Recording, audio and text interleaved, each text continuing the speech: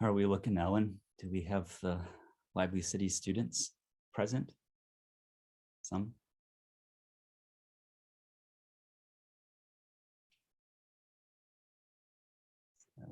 People are still arriving. Cool. Yep. You just tell me, Ellen, how about you tell me when you think Sure. it's good to go? Cool. Absolutely.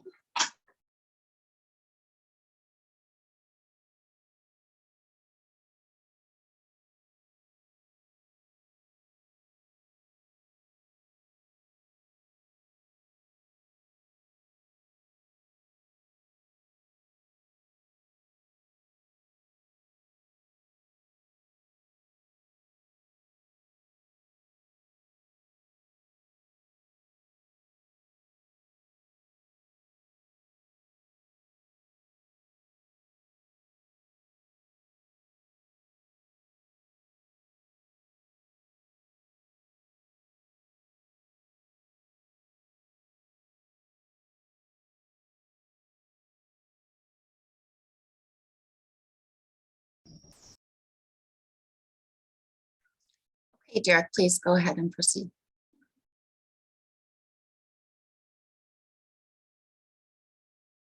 Great. Thank you, Ellen. Welcome, everyone. I'm Derek Hefferlin, the Associate Professor and Chair of Landscape Architecture and Urban Design Programs. Before I give Oliver Schulze's introduction, I feel the need to contextualize the Lively City Workshop a bit with what's happened in the last couple of years. So please forgive me for taking a few extra minutes out of Oliver's time. On March 2nd, 2020, literally 2 years ago to the day, Heather Woofter, Ellen Bailey, and I had an emergency meeting here in Wow Hall's Kuhner Court with the Master of Urban Design students. It was an eerie Monday, and it was the first discussion about possibly canceling the Lively City Workshop due to the rapidly evolving situation that we know now all too well as the pandemic. I think only our program and maybe just the business school had scheduled spring break travel, so we were really struggling with what to do on such short notice, but knowing we needed to place the student safety first. Working feverishly with Dean Colangelo's office and the university, we all knew we were embarking in uncharted, highly unknown and turbulent territories. And we knew we had to make a decision very soon, and a difficult one no less. I scanned the then maskless faces and concerned eyes of our urban design students and could immediately see them realize that their education was rapidly changing in real time beyond their control. My heart sunk. Later that week on Thursday evening, we pulled the plug on travel. We had to. Since students had flights out early that next morning, we did not have official advice. No one did, but it was the right decision. Honestly, we went with our guts. The following week, the world shut down, literally. And if we had gone on the trip, students would have been stuck in Rotterdam, and that would have posed a huge problem, especially for our international students. So since then, the pivoting to curricular learning began. I have to say, of all the programs in the College of Architecture, the last 2 years have been exceptionally tough for our Master of Urban Design students, meaning this short 3-semester post-professional program is predicated on immersive learning, especially through international travel. So both this Lively City Workshop and the Global Urbanism Studio were forced into remote mode in 2020.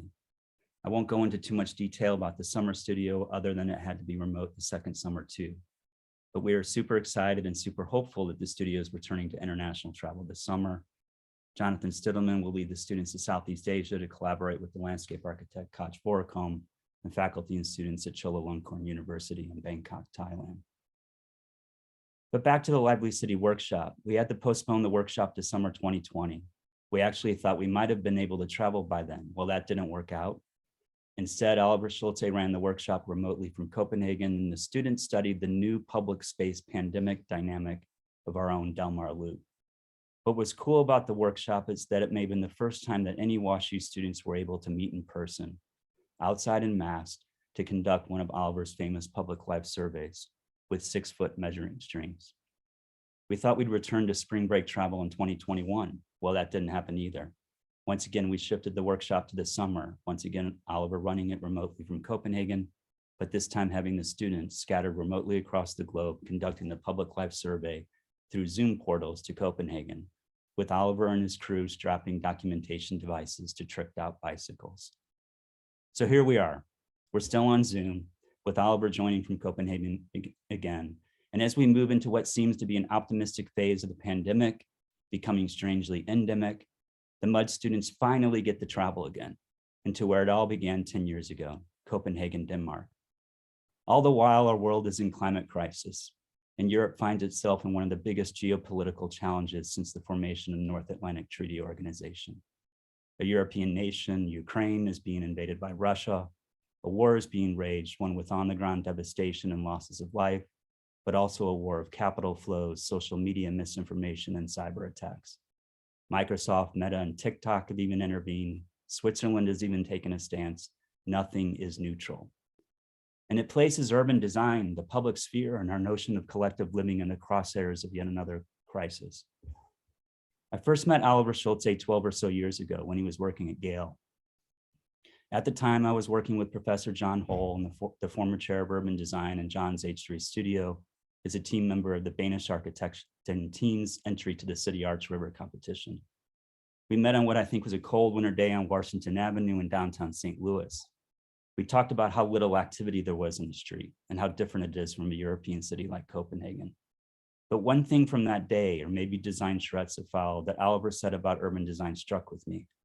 Oliver seemed far more interested in the activation of the public sphere, of multiple activities and programming, so the informal interactions between diverse groups of people as central to the competition design proposal, rather than new formal gestures that would compete with the grand gestures of Saarinen's Arts or Dan Colley's landscape. Oliver proposed something more modest, where urban design and public space might be more about activities than physical form. That's a hard thing to wrap your head around, and maybe that's why we lost the competition. Oliver Schulze co-founded his practice Schulze+Grassov with Louise Grassov. Core tenets to their beautiful work are collaboration, inclusivity, optimism, and community.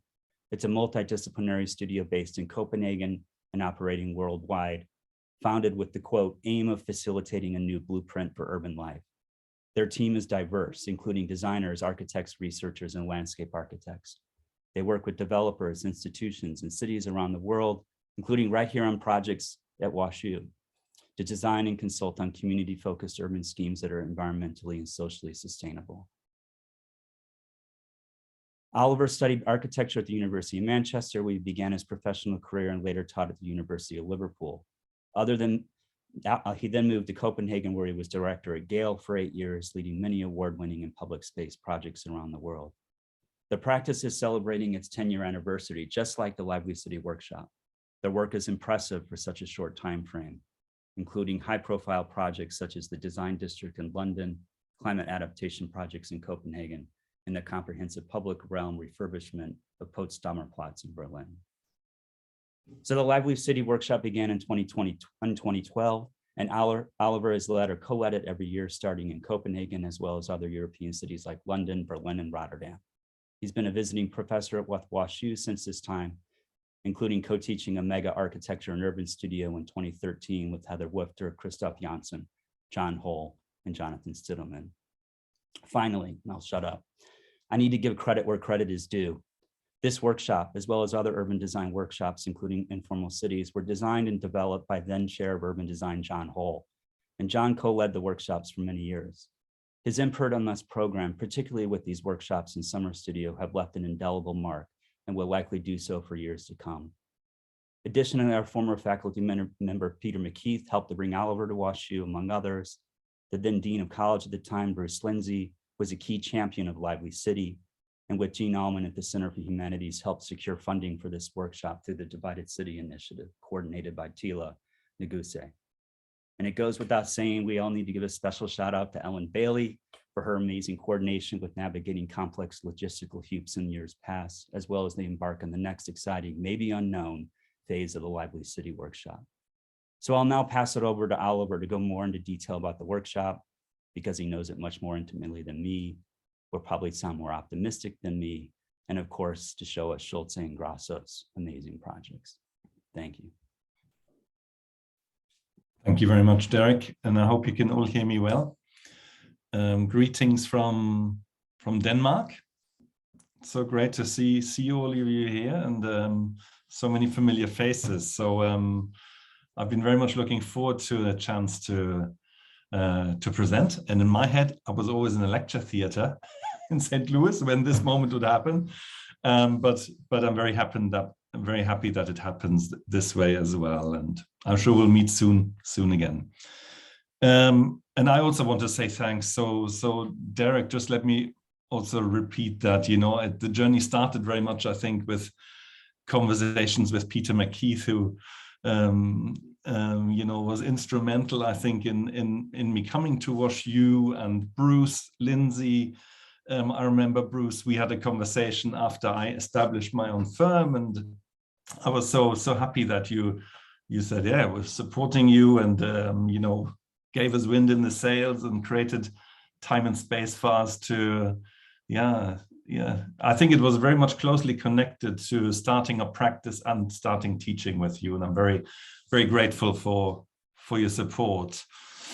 As my buddy John Hall, then on many of our trips to wonderful cities throughout Europe, from Berlin, London, Rotterdam, Copenhagen, we've had an amazing run of lively city workshops, and Ellen, thank you very much for looking after us all those years as well. So I think this is an important moment to think about cities in general. It's quite weird to sit in Europe. 4 weeks ago, we thought we were coming out of the pandemic and all energized to tackle climate change, and to throw all of our energies at that. And now we're waking up to a major geopolitical crisis, which sort of takes energy and attention onto something completely different. But nevertheless, it makes thinking about cities all the more important.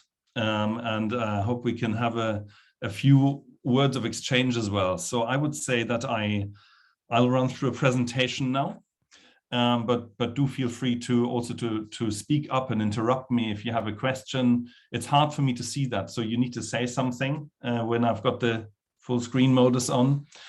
And then maybe we can exchange opinions afterwards and take stock a little bit where we are right now, after 10 years of Lively City Studio, and hopefully 10 more to come. So I would suggest I will get right on to sharing my screen and share some of our work with you. So that should be up here. Boom. So I hope you can all see me. All good? Super. Good. Look, the lively city is really, I thought, still all the more important now after the pandemic. I think after 2 years of relative isolation and changing our way of life, I think we still yearn to come together as an urban people. Maybe in new forms, but also in old forms. And I think the public realm, of course, is the platform where we come together. So I'd like to share with you a few thoughts. One thing that always strikes me is that, and Derek alluded a little bit to it, our work is very much about the urban experience that people have and transforming for the better that urban experience. So, I like to say our first question is not what shall we build, but our first question is always how shall we live? And then let's shape a brief that tells us what we shall build.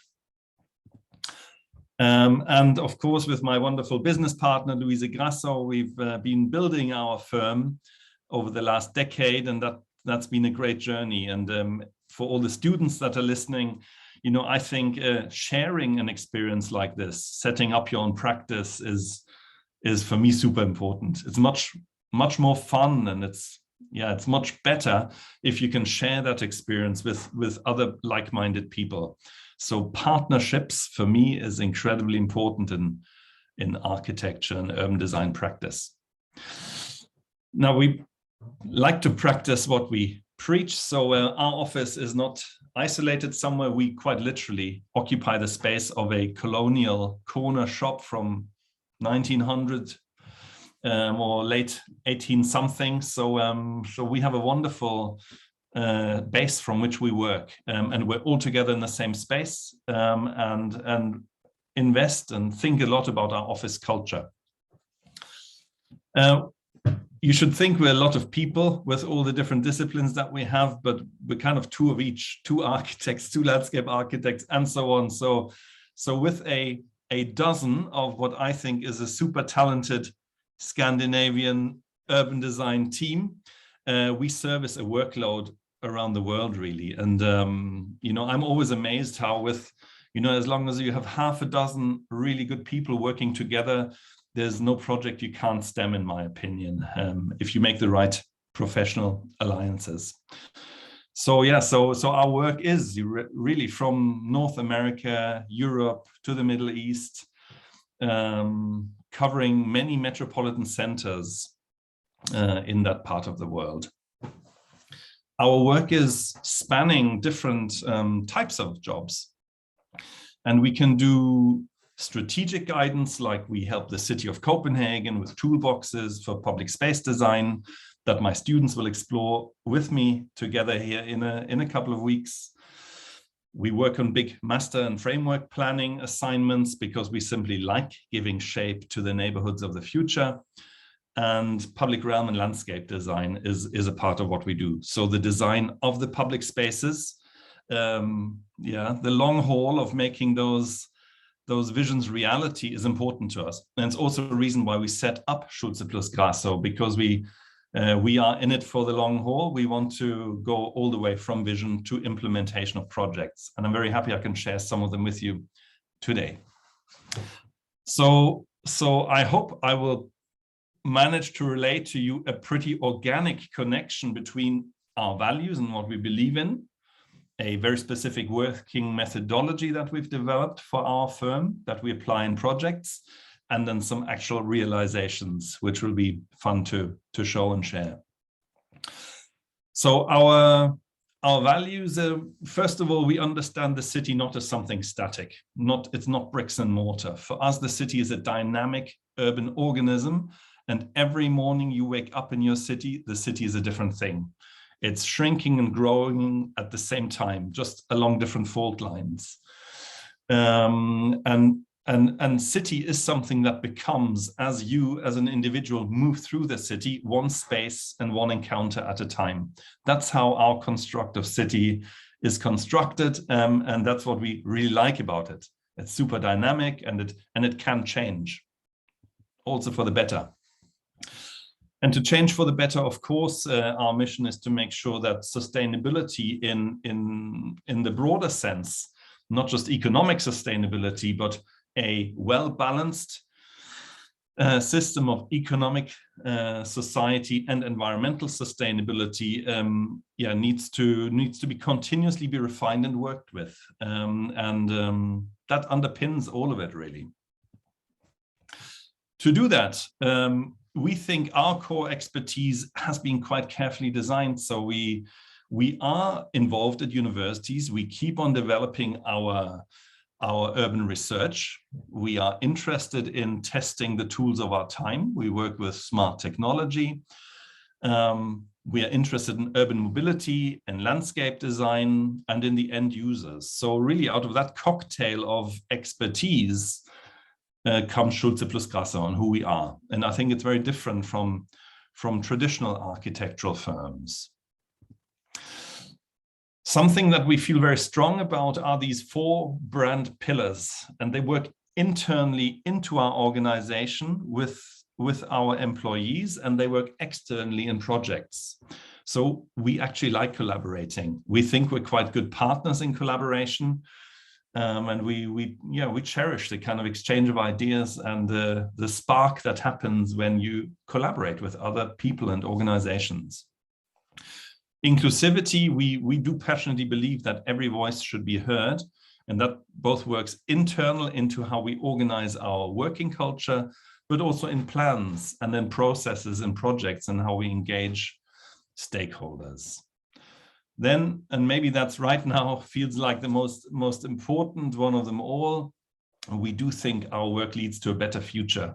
we don't want to go around the world scaremongering and scaring people into investing and taking action. We do think that optimism and a positive outlook and energizing people to change their world for the better based on optimism is the best way to infuse them with energy that makes sure that they can go all the way.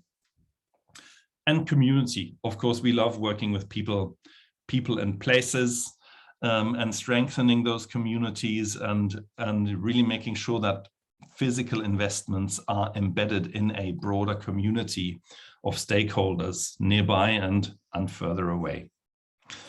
So those are our core pillars.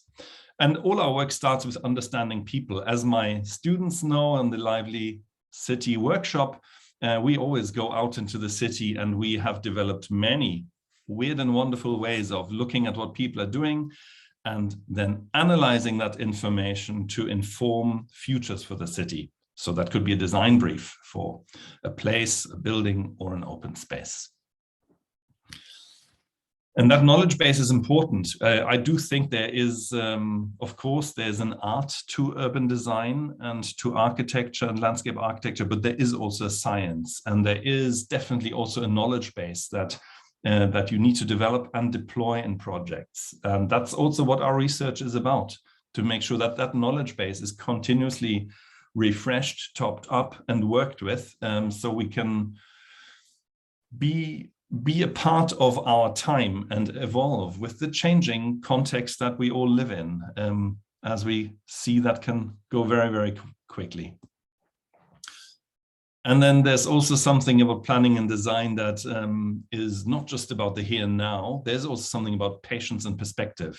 Patient capital is important, a long-term view. And we really do think plans and planning is important. So, which is to say that at Schulze+Grassov, we're not just churning out project after project with building or open space. We believe in framework planning. We believe that from left to right, you need to understand what the city is as a dynamic organism. You need to understand users and communities. Once you do that, you can be much better at shaping the infrastructure that communities need. And then in time, you can work on volume and massing models and work out what to build, and develop really the brief for actual implementation of landscape and architecture projects. So that's how we like to work. So our heart is very much at this kind of scale that's on screen now. So we love working with neighborhoods. We love working not just with single buildings, single open spaces. We love networks of open spaces. We love clusters of buildings. We like how things have to relate to each other, how they have to communicate with each other. And we like developing the framework for that. And that has many aspects, from making sure it's not just about utility, it's also about joy and play.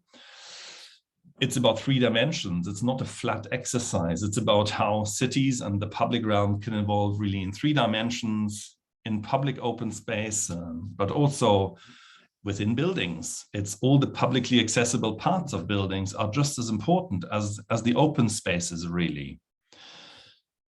And making space, of course, for a lot of urban experiences, getting together, and at the end of the day, also, allowing space for growing in biodiversity. So we're getting all more acutely aware that, our carbon footprint and our ability to positively affect biodiversity is what needs to come with our job. It's not something that we paste on afterwards. There's a lot of aspects to it, but I want to talk a bit more about our method. And our method, we have worked, of course, we've learned a lot from our old Jan Gehl, where Louise and I both worked for many years. But we also want to develop that method forward, of course. So that's one aspect of the Lively City Studios. We've always been working with public life surveys, but we've always also been interested in actually connecting that to people. So what I guess the traditional public life survey doesn't do is doesn't really speak to people. And we actually have sent students in to speak to visitors. We've sent students into shops to speak to shop owners. We have kind of tracked people. We have worked with modern technology. We make time-lapse videos. We have GPS kind of GPS tracking surveys. So we have developed a range of methods of how we can visualize what people and communities are doing and how we can record it so that we can feed that into visions for the future. For us, that of course always has to do with, as I said, the urban experience, and people, of course, being of a very similar height globally on average, but really we're very interested in how you experience the city in this situation as a pedestrian moving at 5 kilometers an hour, 3 miles per hour, or as a cyclist, roughly three times that speed. But we're very interested, and we think it's more and more important that we organize cities around this principle. And as you can see in this image, it means something for retail. It means something for the ground floors. It means something for the design of open spaces and buildings. The city that is good for walking, the city that's good for cycling is very different from one that's organized around the car and the needs of the motorist. Yeah, and of course, it all starts with how we perceive the world, and our visual impressions make up for a lot of the stimuli that will decide whether our basic fight and flight reactions are triggered or whether we like a place and want to linger. And the building envelope that we create and the open spaces along with it, they really affect how our bodies react. And it's something deep within our DNA. It's not even something we can just affect, but you will walk slower in this environment than you would if you were walking past a big shed in an industrial park. So our bodies react to our urban environments.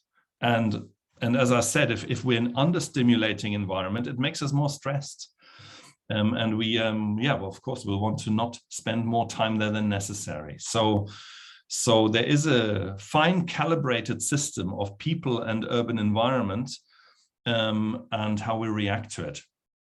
So we know, of course, that we can, if we create a right urban environment, we can make people walk more, we can make people cycle more, and they will want to do that. They will see that as the natural option. And that we think is really important for the future. So, and at the end of the day, it's the environment we provide for people will also, to some extent, affect how we interact with other people, whether we feel at ease in striking up a conversation with somebody we don't know, or simply the ability to meet people that we do know. So that the urban environment has a big role there to play, and that's, I think, more important than ever, really. So that's very much the urban experience, and transforming the urban experience both shapes our values and our working method. And I'd like to show you how we've implemented that in a few projects. And I'll focus on projects in Europe, a couple of projects that have been completed and one that's going in the ground in the summer. So these are the 3 projects. The Design District in London, which one of our groups actually has been to. Matt Bernstein has been to it, and one of our lively workshops, we visited the site. Potsdamer Platz, that I think today kind of is, we thought this was the place where the Cold War ended, or at least it ended for a few decades.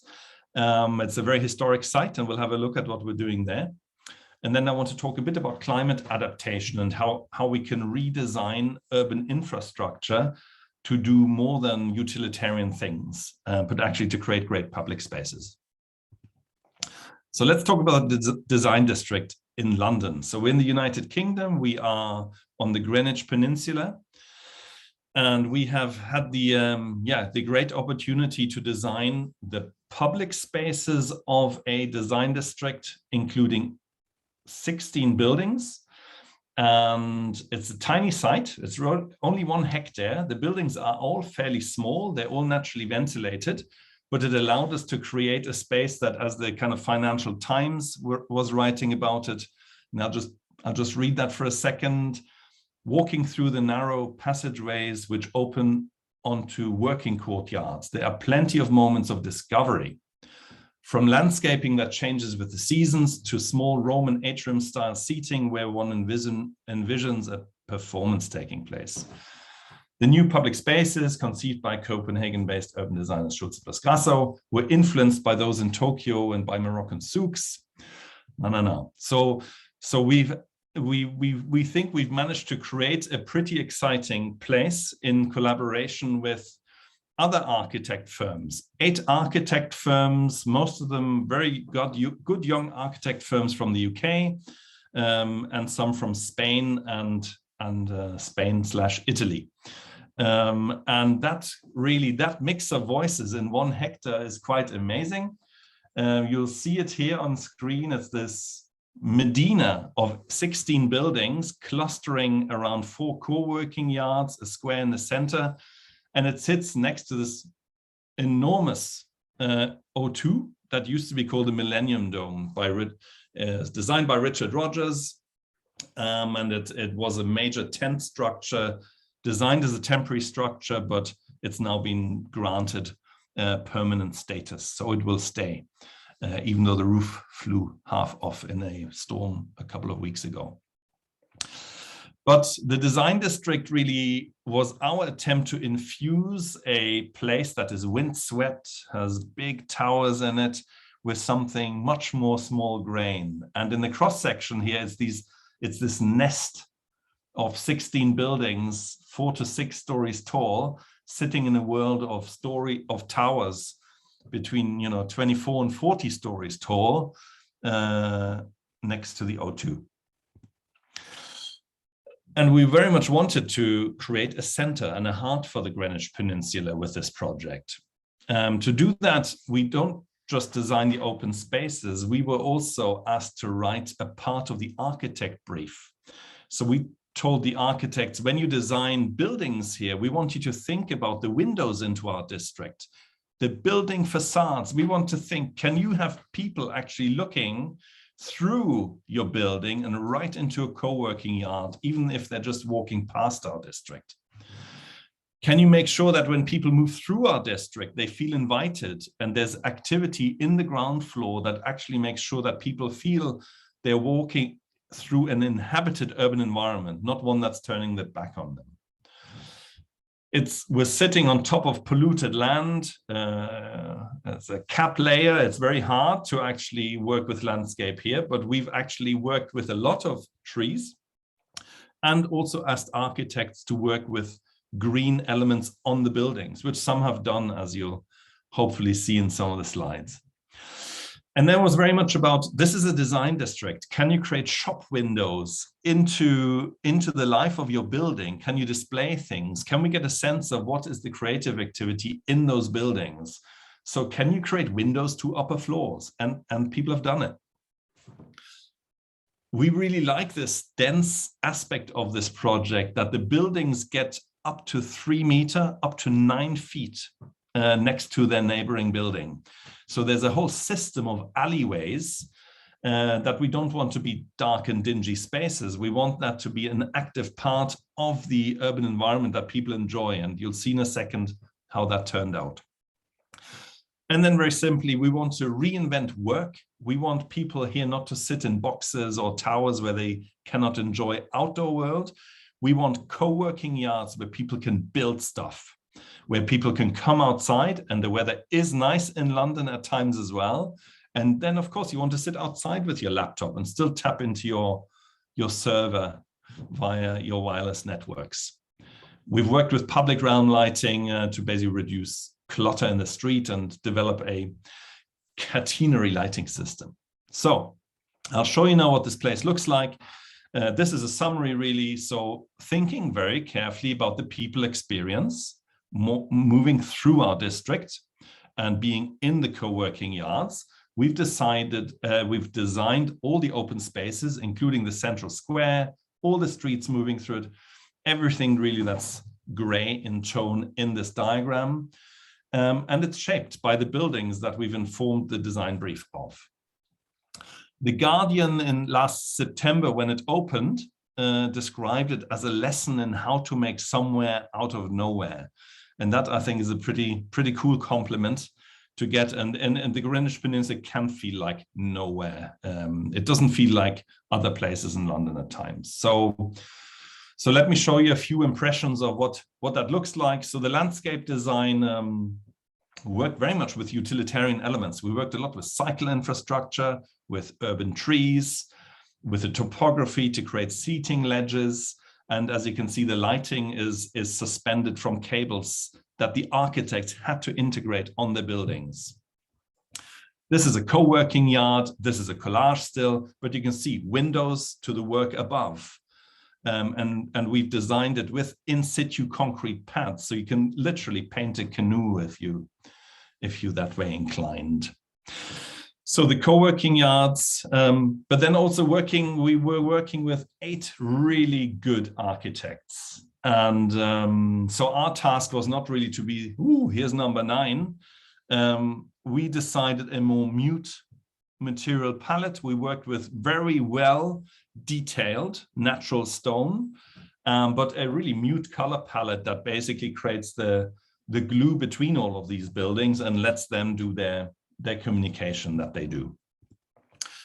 And we've provided basically all phases in the RIBA plan of work. That's like the AIA plan of work, from developing the vision all the way to site supervision, and now helping the client with the teething problems once a project like this is alive and operational.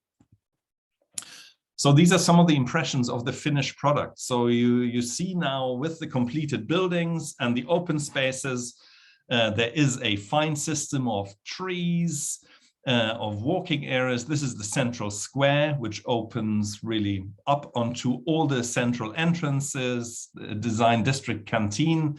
The Caterpillar in the background there is effectively a market / deli hall. And the buildings all have been refined by the architects, and a lot of thought has been given also in response to our brief to make sure buildings open up to public space. People can colonize the transition zone between building and public space. And it feels really good in terms of scale. The whole thing is exciting. Like, walking into these little alleyways is fantastic. One of the buildings has a basketball rooftop, and this is our office. We took the entire office over there to have a basketball lesson by a local trainer from Greenwich. And you see the kind of caterpillar-like structure of the canteen here. So those are some of the impressions of the work in London. London is a fantastic place, and the design district, I think, is for us a really cool result, because it really goes to what we want to be about working with complex urban sites. Pollution, we're sitting on top of London Underground, next to a kind of historic landmark, the O2, and developing networks of buildings and open spaces that are not autistic and can't relate to each other, but actually are very carefully woven together, and a very communicative ensemble.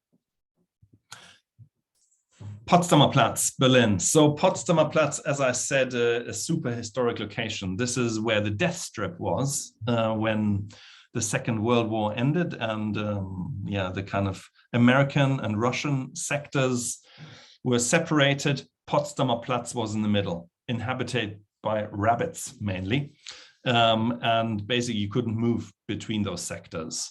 So on that site survived a few trees, but not much else. But when Germany reunified, when the wall fell, the decision was made to occupy the space of Potsdamer Platz with a headquarters for Daimler-Benz, Germany's big car manufacturers. And they developed the site.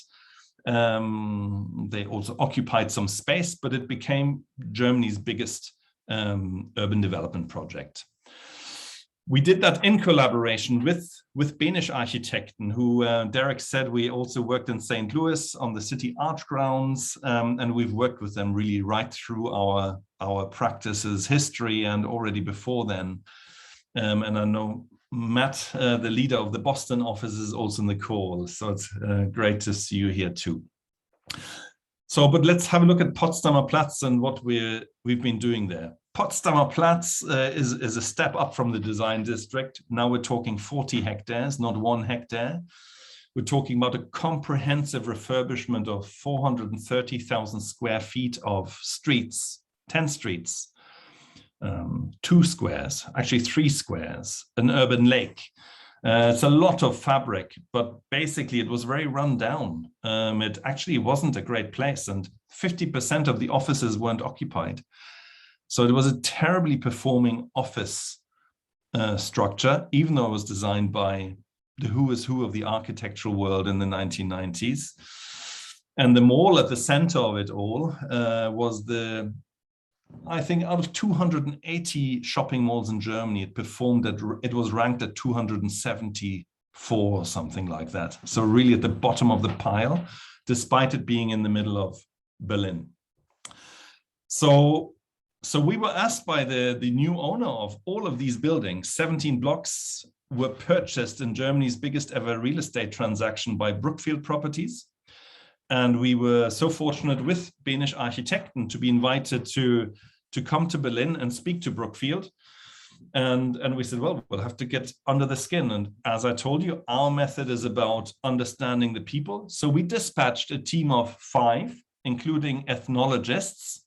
You can call them kind of social anthropologists, people that understand the makeup of urban society and people. And we sent them out and we interviewed people, and we spent an entire week trying to canvas really what this place is and what is missing to write our own brief effectively. So we did things like this. We got people on an iPad to mark up where is Potsdamer Platz. And it's quite hilarious. Potsdamer Platz is known to everybody around the world, at least in the development world. But people can't draw it. You know, is Potsdamer Platz a development? Is it a square on top of the S-train station? Is it Leipziger Platz? It is a global brand, but very loosely defined when you actually hit Potsdamer Platz, the area itself. So our project is basically everything that's gray on the map on the right, and that's what we investigated, a combination of public land and privately owned public space. So we did a public life survey. So to develop our own brief, we basically looked at this place from 7 a.m. late into the night, mapping exactly what are people doing and where are they doing what they are doing, registering all of that to really eke out where the spaces are being used in which way. And what it really generated was this image. Actually, very little happens. There is maybe 100,000 people visiting every day because it's on the time out list and all the tourist guides. But actually, we don't see any people that live or work here using the open spaces. There's no invitation for them. We see some tourists running around trying to find the entrance to a shopping mall and asking where Potsdamer Platz is, and they've arrived a long time ago. So we couldn't really see key audiences in the public realm that we would expect to see. And our brief we described as this: we want to make all of these key audiences visible. We of course want the working population, 30,000 people in these office buildings. And the people that live here in the apartments, of course, we want to design a public realm that's attractive to them and that they will use. And then, of course, the tourists can be there as well. But that activation was what we said. So we said Potsdamer Platz is not 1 square. Potsdamer Platz is a quarter. It's all of this that you see on screen now. It's half a dozen places. It's Potsdamer Platz Square, it's Marlene-Dietrich-Platz, Fontane-Platz, it's streets. So it has to be an entire network that is well connected. So we thought at that point our assignment will end, because we said, okay, the answer to your problem is your unattractive public realm that's not designed for the users of this district. So what you must do is you must remove all moving and parked surface car traffic, private, motorized, and you need to replace it with 430,000 square feet of well-designed public space. So we thought those would be our last words before leaving the room. But the client was from the US, Brookfield. They were listening and they thought, okay, so that's your recommendation. And they said, how long is that going to take? And when can we get the spade in the ground? So, so they were very interested because they realized if we improve this, it improves the value of all of our office assets. So that's when the journey started to transform all of this. Taking streets like this that basically today are for cars cruising up and down, maybe looking for parking, maybe just showing off a Ferrari, getting rid of that and actually putting people in the center of the street again. So effectively increasing the pedestrian capacity of the space and making the pedestrian king, putting the pedestrian in the center of the roadway, and really transforming this. So you don't have to huddle along the edge of the building in a dark arcade. You can take over the public space and you will experience Berlin in a new way. The trees, unfortunately, along Alte Potsdamer Straße are effectively on life support. Due to climate change, the linden species that is there will not survive in the long time. So we've developed a plan of slow renewal with the city of how we can have a more diverse urban canopy of different street trees that are less likely to fail in the future and are more climate resilient. So slowly, the first trees have been changed, and that will happen over time, not in one go. Brookfield and the city can manage this over time. And altogether, we are planting 30% more trees on top. So we are increasing tree coverage, which you see in this slide. So the idea being in the future, of course, we want to reduce the urban heat island effect by providing more tree canopy, even to the fantastic trees that are there today. But people don't think it's green. People think it's an artificial environment. So Jamie Kolker, your university architect, also in the call, he will remember this. We cycled across Marlene Dietrich Platz, or we tried to. You can't actually because it has steps on it, big accessibility issues. And we're completely redesigning Marlene Dietrich Platz. So we're shifting the center of Potsdamer Platz more this way, creating a destination where you actually do want to sit outside and enjoy actually this is the place where the sun will always hit the ground every day of the year when it shines. And then we're going into the streets. So we're basically redesigning the streets so that you can actually have outdoor markets, for example. So the design includes access to electricity and water as a part of the public space design. So you won't have to do, hugely complicated temporary stations for electricity. You will be able just to tap into a plug that's part of the infrastructure in the lampposts and in submergible outlets.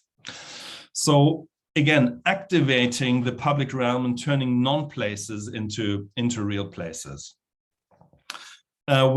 We've also had the chance here to redesign the lighting. So we worked together with Benisch and the best lighting designers in Europe, I think Bartenbach from Austria, to redesign the lighting. So we designed our own light fixture that will be based on LED technology that is significantly reducing the energy consumption. So again, operational carbon will be reduced.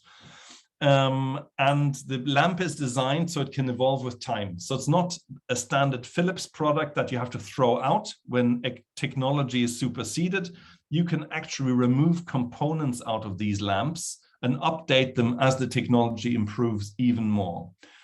But it's a huge part of, I don't know, I might say on the next slide, no, we're basically reducing we will only attract 1/7 of insects in the future. So today the lamps are attracting a lot of disturbance to the natural environment, attracting insects. that really shouldn't be here in that quantum. And that will be reduced as a part of the design of the lighting infrastructure as well. Natural materials, we're removing 2,725 square meters of asphalt. That's maybe just short of 30,000 square feet of asphalt. Gone. Removing it, raising the levels, putting back natural stone so that the entire public realm will be level free. So you won't have to be navigating any curbs. And you will be moving on natural stone. That will of course reflect the seasons and the rain and as it dries, and is very carefully designed to create a wonderfully detailed urban environment. And one of my favorites, the 41 bespoke benches. So I think we're adding somewhere in the region of, I think, 800 linear meters of bench space for the public. That doesn't exist today. You can only sit in restaurants if you have a credit card. In the future, you will be invited to be at Potsdamer Platz, to be a part of this, even if you don't have that. So a big focus on inviting everybody, also people that don't want to spend money, to be in this part of Berlin in the future. And drawing the Berlin story to a conclusion, the design code for tenants, Brookfield said, okay, you have all these great ideas for the public realm, but look, we've got 160 ground floor tenants. How on earth do we manage the tenants and how they can colonize the public realm? So we drew up for Brookfield a design code for tenants that tells you exactly how you address advertising, signage, lighting, furniture. And it's not to streamline everything and make it slick. It's to make sure that the quality level is something that everybody buys into, and that there's a shared set of game rules that everybody has to abide by. And that document is appended to people's leasing agreements. So you will have to respond to this. So that was Potsdamer Platz. And, I think just now at this moment in time, in the last few weeks, I guess we're all wondering, okay, there's new fault lines emerging in Europe, and it makes us all very thoughtful. But Potsdamer Platz is one of those places where history has happened, where the Cold War, this was one of the key sites of the Cold War. And we've developed a vision for how that could be transformed in the future into an even more positive place than it's become already. But I think it just reminds me that the public realm as a theater for positive and negative sentiment in society is incredibly important. We do need these releases. We do need these things to come out, and we do need to form our urban societies in public space, and the space between buildings where we encounter one another. If we don't have that resource, we can't build a cohesive urban society, I would argue. So this is project 2 of 3, but I think we're running a little bit out of time, and I'd love to give some time for questions as well. So I will just whiz through the next project without speaking too much about the slides, just to give you a sense of one of our Danish projects that is already complete. And I'll try and do that in a couple of minutes. So we've worked on waterways. We have helped transform streets in Denmark to show how we can turn a problem, climate change, into an opportunity. How can we rethink how drainage, rainwater management could become something that is actually a driver for positive change? So our proposal was no longer to have rainwater gathering really being diverted from the crown in the center of the street, and kind of when it really is too much, then filling up basements. We thought, can we reinvent that? Can we actually have streets that are actually rainwater reservoirs when there is a big surges of rainwater? And that's what this project is about. So we said, that is not just a utility function. We want to use it at the same time to create fantastic public space where people can sit, work with biodiversity, bicycle parking, play. And we worked with a producer of precast concrete elements and an asphalt manufacturer to redesign really urban drainage. And the outcome is this product here. It is a concrete channel designed to make rainwater visible, and to actually be something positive that you can engage with. And as you can see in this example, we're sometimes using the element in the intended way. So it is actually drainage for water, and sometimes it's turned on its head and becomes a bench. It has components for sitting on it, and it has components for planting. And we're developing that forward as a system still. These are pilot projects, 2 of them completed, and operating very well. The city loves them. They say they're much more easy to maintain. We can get at everything. If there's any blockage, we can just get there. Very easy. They say they don't want the old street back. They prefer this one. And yeah, in a more suburban setting, this street here has become a place where people do actually meet, and are more aware of the urban infrastructure. Maybe not the urban infrastructure, but they become aware of rain. You become aware of water. You play with it, you engage with it. So you become more aware of your natural environment. And I should say this was cheating a little bit. The fire services flooded the system for us on opening day. So that situation on the right-hand side, I don't want to cheat, but when it rains, people do engage with it. And it's, I think, a wonderful project that does that in a very playful way. We're developing that forward as a system still, with new types of lids, new types of infiltration, which weren't part of the original system, and that's all been developed now. So if you want, you can buy some concrete channels from us, I think. But I think I'd like to draw it to a conclusion really here now. So I hope this was a breakneck run through S+G, the values that shape our work and our work culture, hopefully organically connected to a methodology that we've developed to approach urban design projects. And then three projects that I hope give you a bit of a sense of what happens at the end of that long gestation period when these projects come to fruition. And because they're so big, it takes a long time. But we've enjoyed the ride for the last 10 years and are looking forward to the next 10. So I think I'll stop sharing my screen here and hope we have a few minutes to share some perspectives and feedback or questions. Thanks, Oliver. That was great. We have we can go as long as we want. I know some people have to cut off at 1, but we can stick around for conversation. So yeah, let's open up the floor. Does anyone have any questions or thoughts? Hey, Oliver, it's Bruce. So great to hear you talk. I forgot how I miss hearing you talk about cities. I remember fondly our conversation that you mentioned back when you were beginning to start your practice, and it's so wonderful to see how it's grown over the last 10 years. But I was curious if you could talk a little bit about how you see your role as a teacher and the teaching that you do as a part of your practice. Absolutely, yeah, no, I'd love to. I think teaching has always been a part of our journey, and I think for me, really important is the development. I think having values, of course, is important, but developing the methods. So for us, Bruce, I think, we had this kind of rather formulaic way of doing public life surveys that are great and they're fantastic, but they were also developed, I don't know, maybe before the invention of the laptop. I don't know. So for me, it was. We had buttons. I remember we had buttons.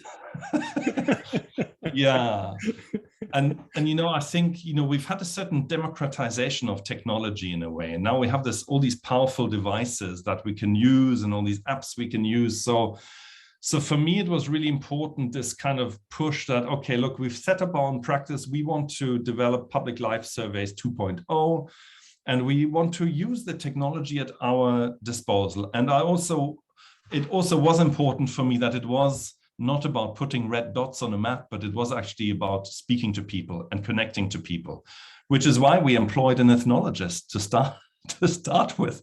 We actually had nothing really to keep her busy in terms of earning fees, but to develop our method and to develop the way that we do surveys, it was absolutely an essential part of our startup phase. And our research moments, you know, the Lively City Studio is a week a year, but in the very beginning, I had a full studio with you.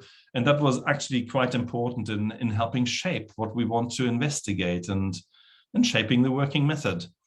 And quite simply, this continuously being forced kind of to confront and explain, and not just taking things for granted, and renewal. So that for me was incredibly important, and which is also why I love it. You know, I think that 1 week of the Lively City Studio is so important because my office is only 12 people, but when you get like 20 plus MUD students, architecture students, humanities students together, then we just have incredible firepower. And at the end of that 1 week, you know, I always we always have this long working day on Thursday, and we work through the night, and everybody's exhausted on Friday, but we have this incredible, you know, display of very powerful kind of reading of an urban environment and what we think about it. And for me, those is one of the most important weeks of the year, every year. Well, thank you very much.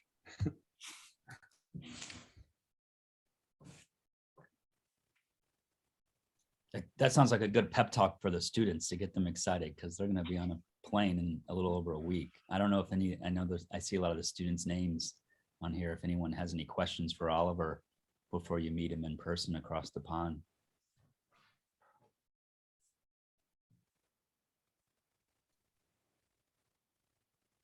I guess Hello? not. There you go. No, sorry. Hi. Hi.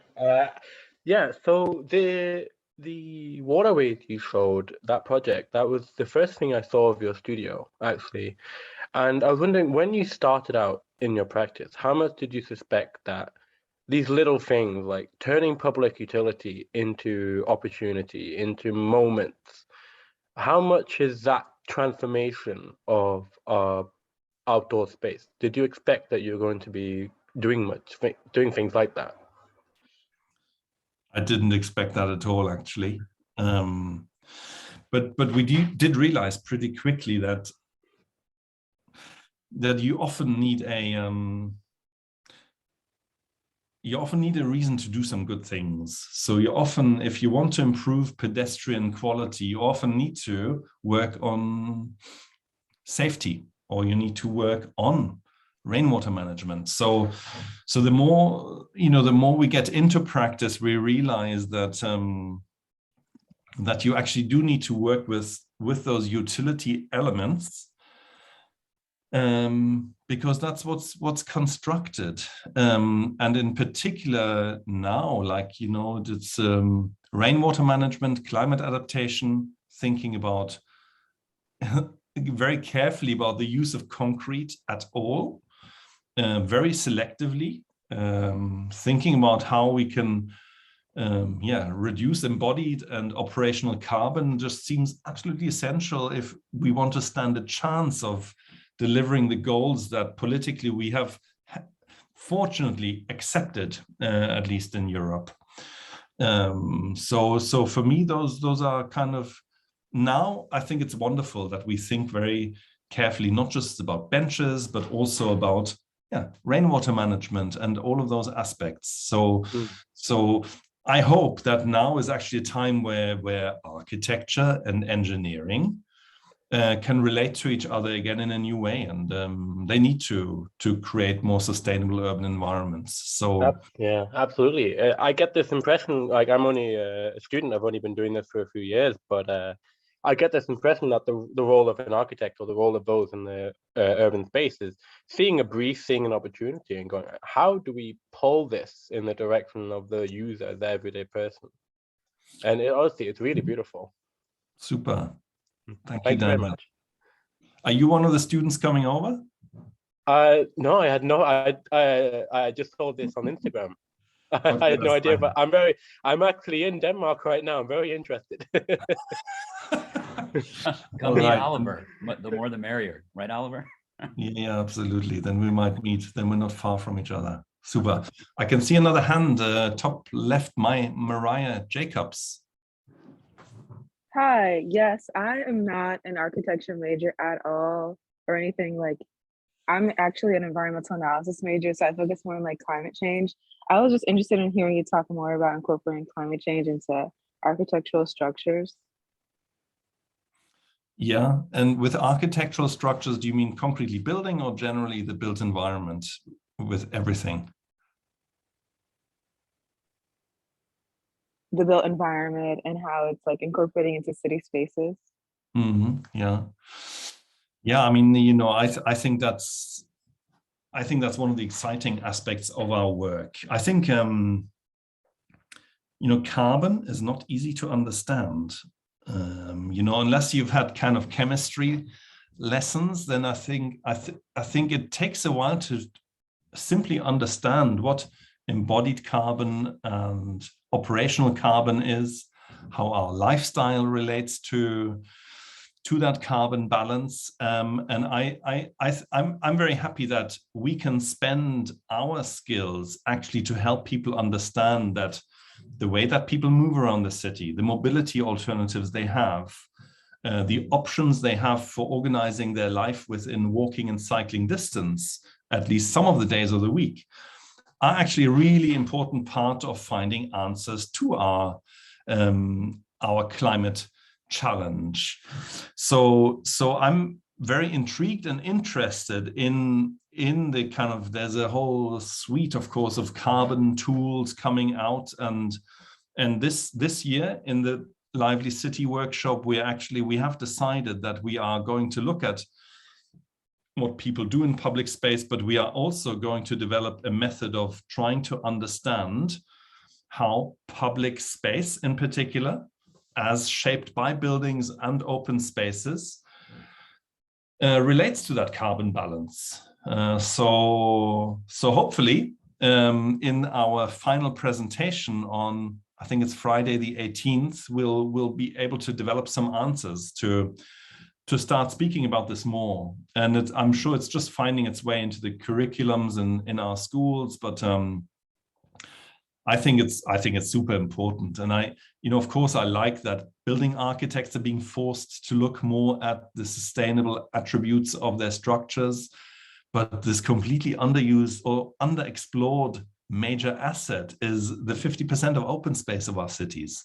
There's so much we can do with that, and that's where I'd like us to really, you know, hold up the flag and develop some good thinking. So I think we're doing that, and we're working on that also with our Lively City studio. Are you interested in like incorporating any like green spaces and having like rooftop farms or anything like concrete that allows rainwater to penetrate it so it can reach the soil or anything along those lines? Definitely, yeah. Look, you know, we're right in a moment where we're still, I think, in a playful way, exploring what are all the opportunities for green roofs, brown roofs, blue roofs, green facades. So there is a lot that's being explored at the moment. And I can tell you that at the moment, in most of our master planning projects, the most heavily contested space is the roof. So if you have to reduce your energy consumption, if you have to work with photovoltaic cells to generate some of your energy, and you want to improve biodiversity, not reduce it, you have to, you know, our buildings and our roofs have to do many things. And it's actually quite hard work to make that equation to go up. But we're very excited about it. So I must say, my particular view is I love public life to be on the ground plane, activating parks, streets, squares. I'm not a huge fan of drawing public life up on the rooftop everywhere. I think it's great. It works at the the Delmar and the Loop Hotel, the Moonrise. That's a fantastic place, and those moments should be there. But in general, I would like our urban society to meet at a common ground, which tends to be the street level. And I would then use rooftops for biodiversity. I would use them for photovoltaic cells. I would utilize them for that rather than private outdoor rec space.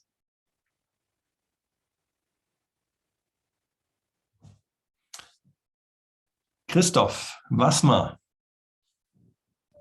Hi, thank you for talking. I was interested in hearing your thoughts on how cities have been changing over time, and the residents of communities are changing, how you can create permanent structures that can change over time and reflect the different cultures and communities that might come 20 years from now, and how that's like reflected in your planning and design process. Mm-hmm.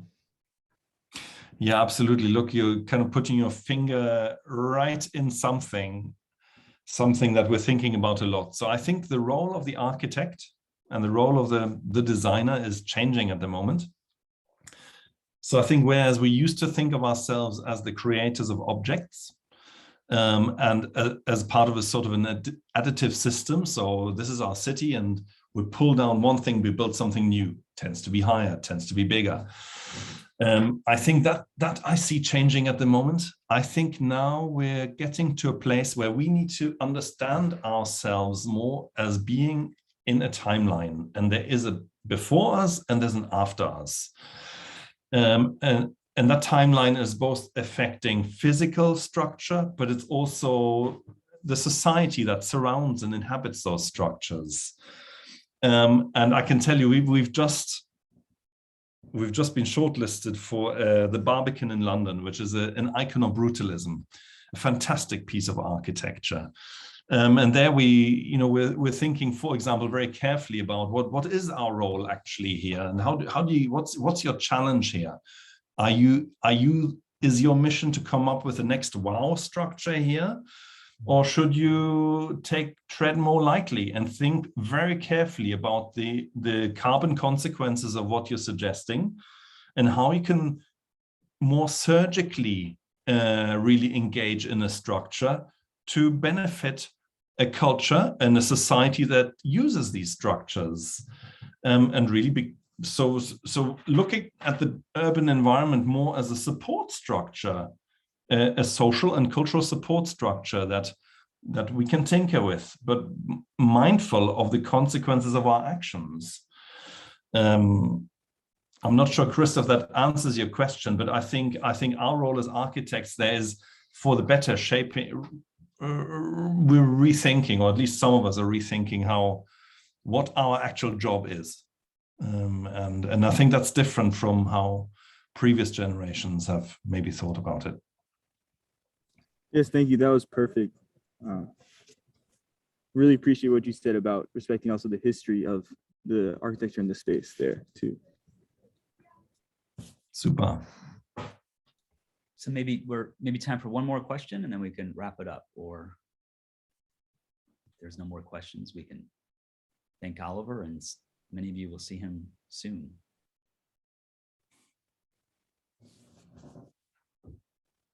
Great. Then if there's no more questions, then I'd like to say a big thank you to everybody that made the time to listen.